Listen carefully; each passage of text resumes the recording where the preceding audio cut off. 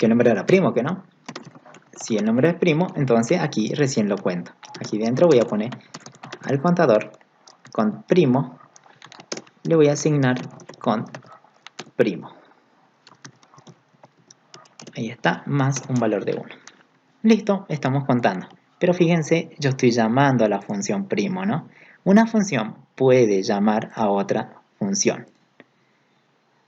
A ver, vamos a poner otro color.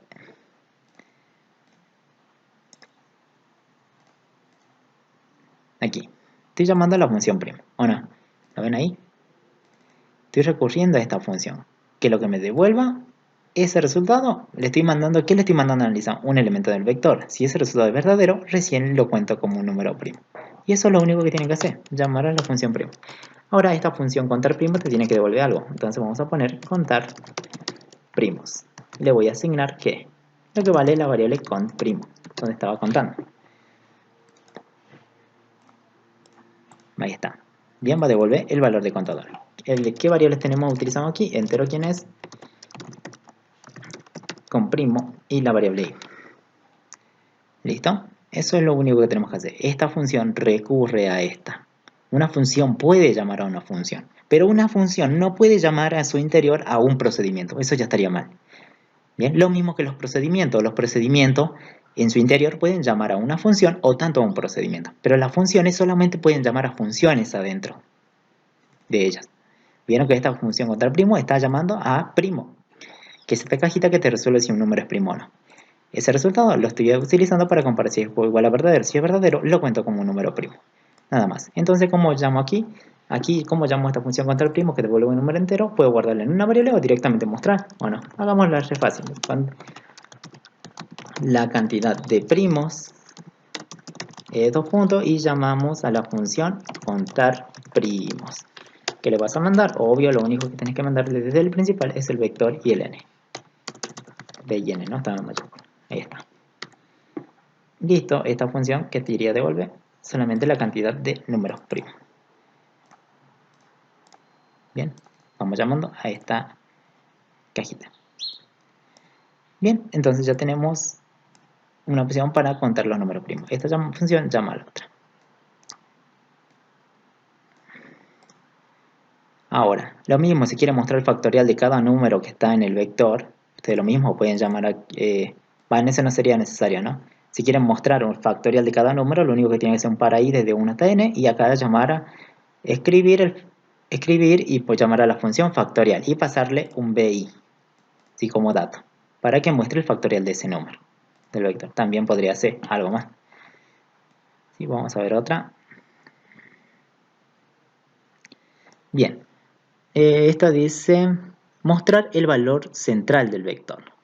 En caso de ser una cantidad de elementos par, devolver el promedio de dos valores centrales. Bien, ¿cuál es el elemento central? Por ejemplo, si yo tuviera, vamos a poner esto para abajo, tengo un 11, 4 y un 12. ¿Cuál es el elemento que está en la posición central? ¿Cómo saben que un elemento está en la posición central? A ver, carguemos con todo, así con varios números. El 8. ¿Cuántos elementos hay cargado? 5, ¿que no? Entonces el n vale 5. Estaría apuntando aquí. Bien. ¿El central cuál sería? ¿Cómo saben? Sería la mitad, ¿que no? Sería este elemento, el 12, ¿que no? ¿Cómo lo sacan ustedes? Bien. Para eso vamos a hacer la opción R. La S vamos a hacer.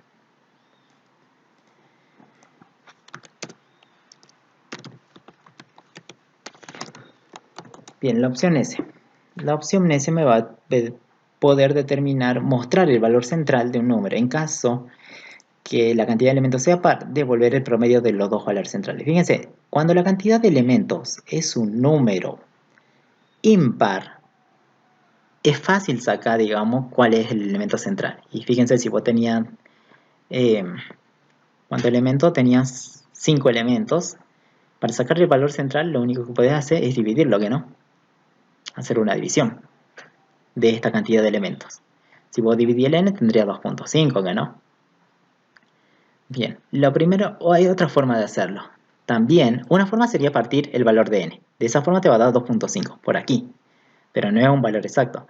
Lo que también se podría hacer es que si el n es impar al principio, si es impar, vos lo que podés hacer es sumarle 1 y a esa suma le dividís entre 2. De forma, si le sumo esto va a ser 6, dividido entre 2 va a dar 3. Entonces el valor de 3 va a ser la posición central. Entonces la primera idea es que determinar cómo es el valor de n. Vamos a escribir un si.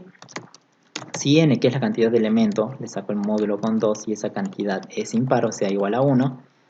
Si la cantidad de elementos es igual a 1, si no, un fin sí. Bien, para la parte del sí, lo que vamos a hacer es que si la cantidad es impar, es fácil, ¿que no? Lo que vamos a hacer a n le vamos a asignar n más 1. No lo vamos a hacer. A ver cómo vamos a hacer esto. Bien, directamente esto lo vamos a hacer dentro de un procedimiento. Vamos a crear un procedimiento, mostrar valor central. ¿Sí? Más fácil. Le voy a pasar el vector y el n. ¿Sí? Acá voy a crear un procedimiento. Mostrar valor central. Les tenéis que pasar el b y el n. ¿Sí? Corchete, corchete. Variables, inicio, fin, procedimiento.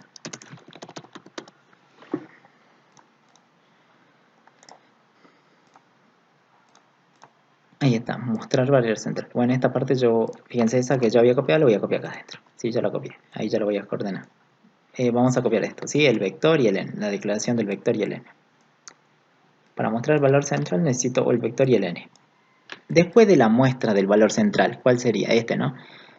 ¿Cambiaría el vector? No, sigue siendo el mismo, no hay que hacer nada. Entonces, es por valor. ¿El n habrá cambiado de valor? No, porque vos tenés que mostrar nada más. Entonces el n no cambia, por tanto van por valor. Y es un procedimiento, fíjense. No cambia, no cambia. No me interesa el cambio de las dos. Solo quiero mostrar el valor central. Entonces la primera pregunta sería que la n que me mandaron, si la cantidad de elementos es impar, ¿qué tendríamos que hacer nosotros? Lo que vamos a hacer es, hay varias formas, ¿sí? Una sería así. Al n yo le podría asignar n más un valor de 1. De esa forma, si es 5, va a ser 6. ¿O no? Sí, ¿no? Va a ser 6. Y ahora, dice que hay que mostrar el valor central. Entonces, vos podés poner un escribir y voy a mostrar b en qué posición. En n dividido entre 2. Si es 5, acá le sumé 1, ¿o no? 1 va a ser 6. 6 dividido entre 2, obvio te da un valor exacto, que sería 3.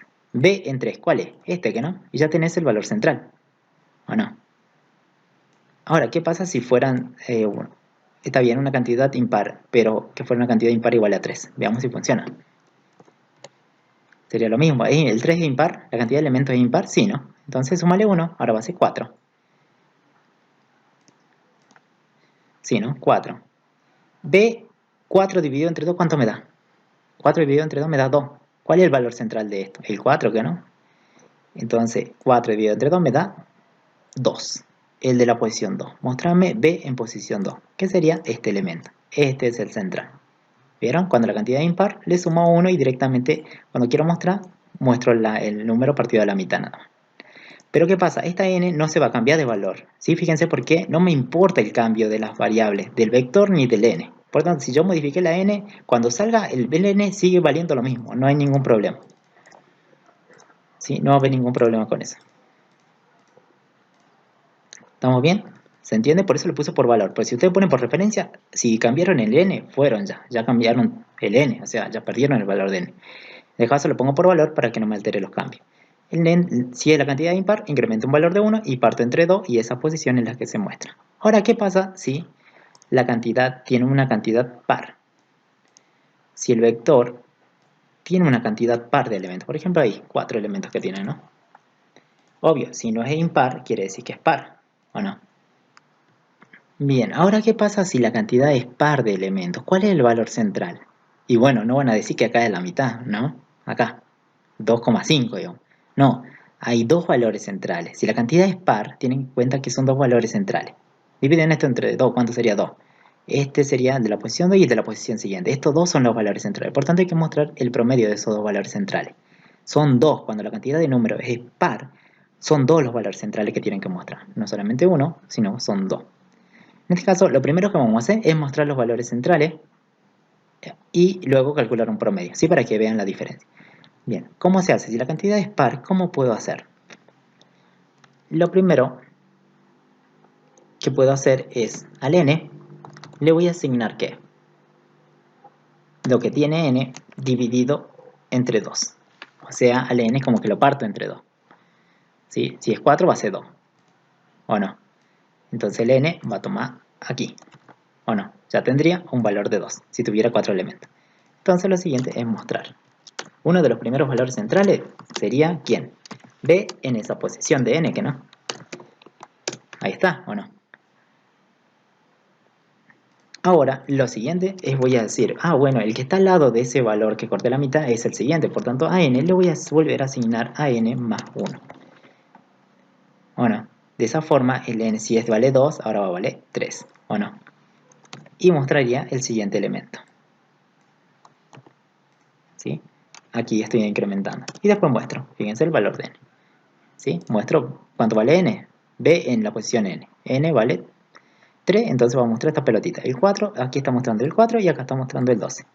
Ahora si te piden un promedio, bueno, tenés que sumar los valores, ¿o no? Si son dos valores centrales, obvio que tenés que dividir por 2. Se suman los valores y se divide por la cantidad de valores que han sumado. ¿Sí? Sumo los dos. ¿Cómo los sumo? Yo sé que acá estoy mostrando que no.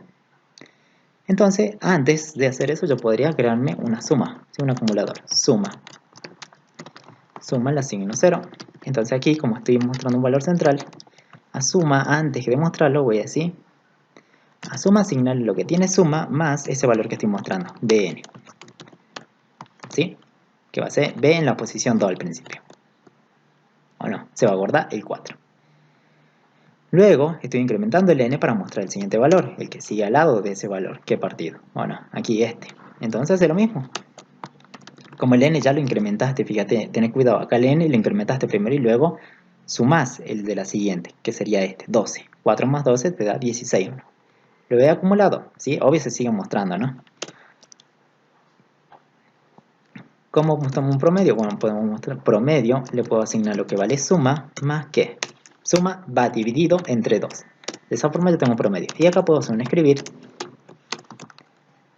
El promedio es 2 puntos. El promedio de valores centrales es 2 puntos y mostramos la variable promedio.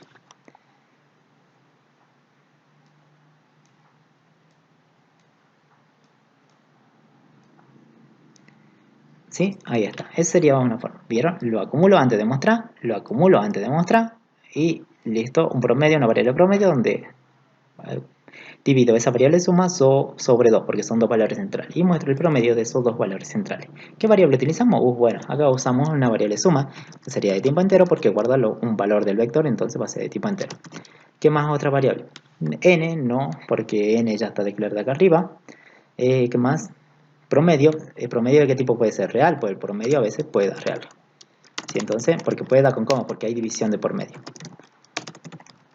Promedio. Bueno, cuando llamen a esta cajita, lo que va a hacer, si la cantidad de elementos es impar, obvio va a mostrar el elemento central, solamente dividiendo a n entre 2.